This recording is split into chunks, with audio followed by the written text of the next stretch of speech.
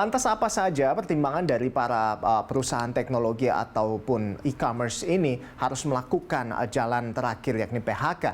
Apakah secara industri memang sedang mengalami penurunan? Nah, untuk membahasnya sudah bergabung bersama kami Direktur Eksekutif Asosiasi E-commerce Indonesia, Arsy Adini. Selamat siang, Mbak Arsy.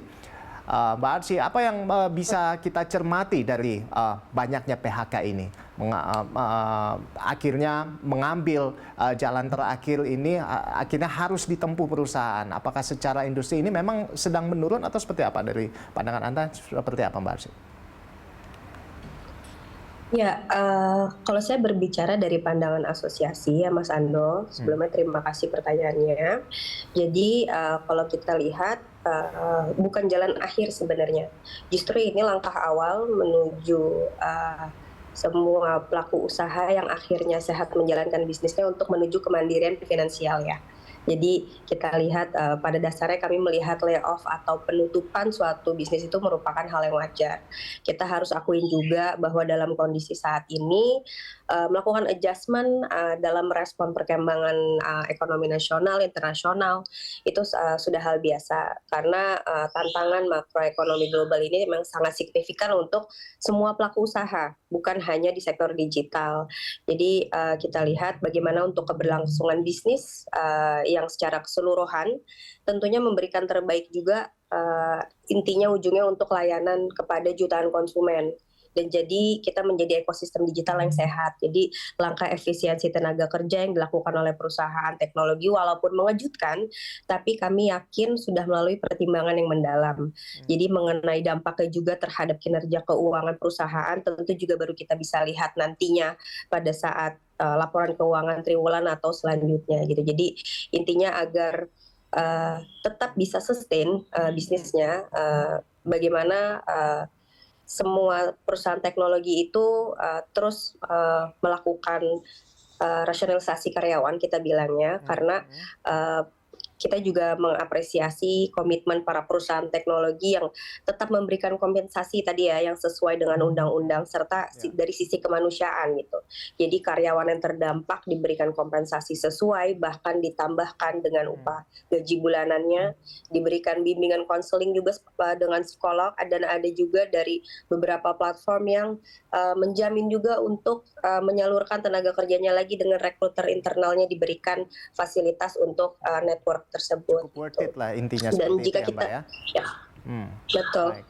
Nah, Mbak Arsy yang memang sudah lama menggeluti bidang e-commerce Indonesia, apakah tingginya persaingan di perusahaan teknologi yang membuat masih banyaknya aksi bakar uang ini menjadi salah satu penyebab gitu, Mbak? Oke, terkait strategi bakar uang, tentu masih akan ada biaya untuk promosi dan pemasaran yang dikeluarkan untuk memastikan tingginya traffic ke platform marketplace ataupun perusahaan digital lainnya. Tapi sekarang terutama bagi platform yang sudah go public, akan lebih memperhatikan keseimbangan balance antara pengeluaran dan pemasukan, Mas. Jadi hal ini bisa dilakukan, misalnya dengan pengenaan biaya jasa atau service charge dan lain sebagainya gitu. Jadi sehingga langkah strategis ini banyak dilakukan untuk tadi balik lagi untuk menjadi ekosistem digital yang sehat, mandiri secara finansial. Yang sudah IPO begitu ya akan lebih wise lagi terkait dengan keputusan ini begitu, Mbak. Tapi bagaimana dengan tahun 2023? Apakah kondisi ini masih akan terus terjadi melihat berbagai risiko yang masih tinggi seperti inflasi begitu, Mbak? Anda melihatnya seperti apa? Iya, memang tadi tantangan makroekonomi global ini sangat berpengaruh ya untuk khususnya di seluruh industri dan tech industry, kami akui, karena memang kita jika lihat masuk ke dalam model bisnis perusahaan startup atau teknologi itu pada awal itu banyak sekali layanan yang melayani jutaan pelanggan, karena demand dari masyarakat bagaimana dengan adanya teknologi ini bisa memenuhi kebutuhan dengan sangat cepat dan sangat bisa diandalkan. Jadi banyaknya produk-produk yang dibikin dan tentunya di setiap produk itu departemen khusus yang dengan karyawan jumlahnya yang tidak ramping ya. Dan pada saat berjalannya waktu dilihat prioritas yang mana di antara semua produk yang paling dibutuhkan oleh konsumen.